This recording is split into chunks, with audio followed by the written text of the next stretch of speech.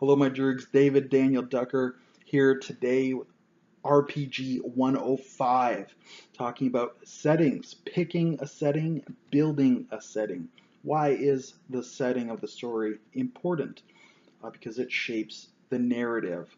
So, if you have a particular narrative in mind, you want the setting that will facilitate that narrative. If you want to be rebels versus the Empire, for example, you need the oppressive Empire in the setting. If there isn't one, if you have a very benevolent government, you can't tell that story. The story and the setting are linked together. They should mesh together very well. By the same token, if you want to be the space explorers going out onto the frontier, bumping into alien star empires, that Star Trek story, well, you need a frontier. It needs to exist in the setting. You need to be able to get there. You need to be able to explore it in some detail in a narratively exciting length of time. If every session covers 10 years of radar scanning, could be a little slow, could bog the game down potentially. So you need a setting that will allow you to have a little more action in telling that story that you want. You need the alien star empires too. If they're not there, you've lost a lot of fun stories. So the setting needs to be prepared in advance to tell you the stories that you want, to let you tell the stories that you want to tell. So this can be as simple as picking a pre-made setting that's going to have those stories in it, or writing a backstory, or collaboratively building a world together that can let you tell these stories. This is a good thing to take a minute in session 0 and think about how fast is communication, is travel, is transport, how stable is the government, how much can be transported at any one time.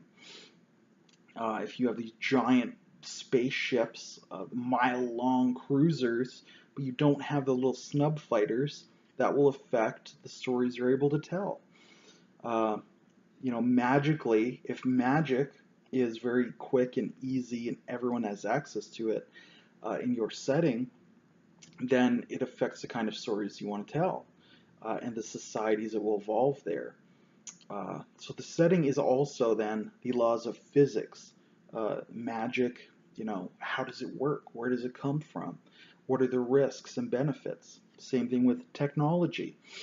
Do you have hyperspace ansibles, deflector shields, tractor beams, androids, or are you missing some of these elements? Do you have snub fighters, um, psychic powers, anything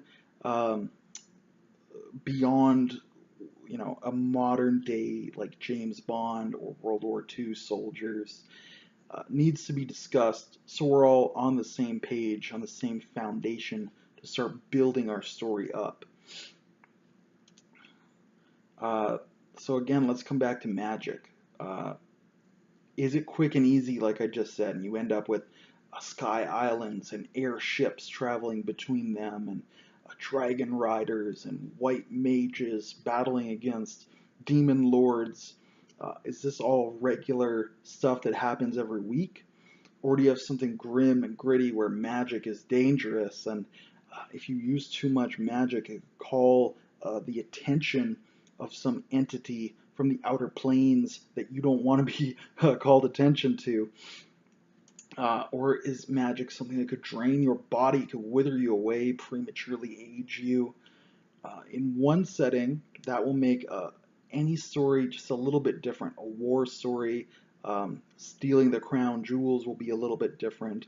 Rescuing the princess will be a little bit different because you have access to all of this magic, and so does the enemy, and you have to counter what they have. Versus something where magic is a last resort, it's a desperate gamble. Now you have to rely on, muscle and skill, grappling hooks instead of levitation spells, stealth skills instead of invisibility potions. Um, the Tarn Helm of Disguise might not have that, but maybe you can put on an actual disguise.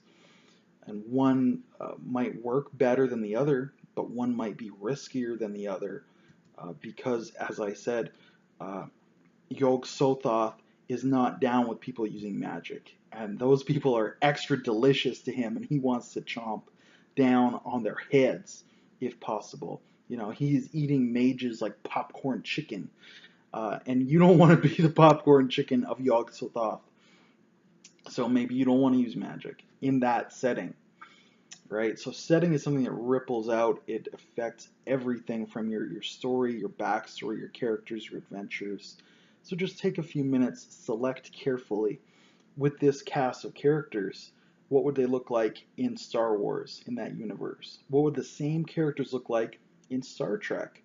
You know, how would those same characters have different adventures and experiences just with those different tech levels and different levels of fantasy?